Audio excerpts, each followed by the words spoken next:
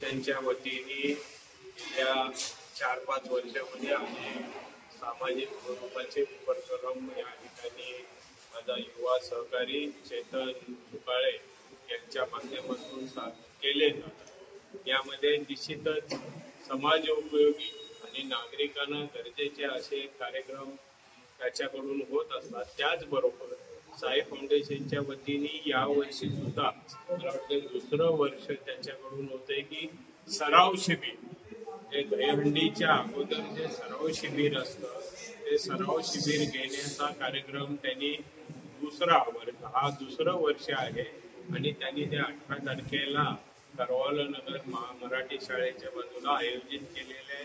या ठिकाणी सन्माननीय मुख्यमंत्री एकनाथरावजी शिंदे साहेब, डॉक्टर श्रीकांत शिंदे, आमदार नरेश मस्के, आमदार सरनाईक, आमदार रवी फाटक आदी सर्व मंडळी या ठिकाणी या कार्यक्रमाला उपस्थित राहण्याचं त्यांनी मान्य केलेलं आहे। आणि एक आगळा वेगळा उपक्रम आहे दहीहंडीच्या अगोदर सराव शिबिर आणि एक सराव शिबिराचा कार्यक्रम हा निश्चितच एक आगळा वेगळा कार्यक्रम आहे आणि त्याचं हे दुसरं वर्ष साई फाउंडेशनच्या वतीने या ठिकाणी आयोजित केलेलं आहे। त्याचबरोबर लहान मुलांना ज्या ठिकाणी आई वडील नसतील अशा मुलांना 100% आणि फक्त आई असेल अशा मुलांना सुद्धा फी माफीचं या ठिकाणी जे विद्यार्थ्यांसाठी जे कार्यक्रम घेतलेला आहे तो अतिशय स्तुत्य असा कार्यक्रम आहे, समाजोपयोगी कार्यक्रम आहे। त्यामुळं निश्चित प्रकारे साई फाउंडेशन जे काम करतंय ते अतिशय आगळ्या वेगळ्या स्वरूपाचे आणि सामाजिक बांधिलकी लक्षात घेऊन सामाजिक स्वरूपाचं काम करतंय। त्यामुळे मी त्यांना पूर्णतः धन्यवाद। जसं की आपण बघत असाल की दहीहंडी येत्या 2 महिने आधीपासून प्रत्येक मंडळाचा सराव हे चालू असतं।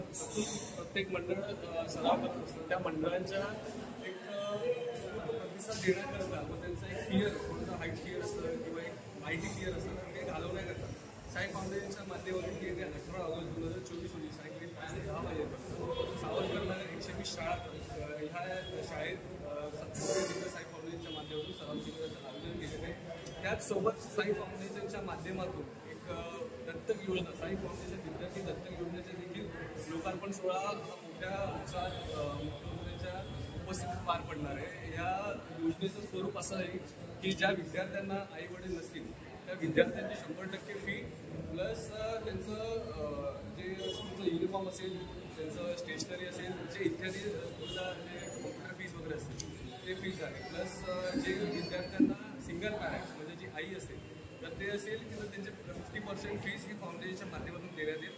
त्यांचं क्रायटेरिया तोच असेल की त्यांचं उत्पन्न, फॅमिलीचं जे उत्पन्न आहे ते 1.5 लाखाच्या आतमध्ये असलं पाहिजे, प्लस जे डॉक्युमेंट्स आपण घेतले तर आपण जसे राशन कार्ड आहे, आधार कार्ड हे आपण फाउंडेशनच्या माध्यमातून केलं।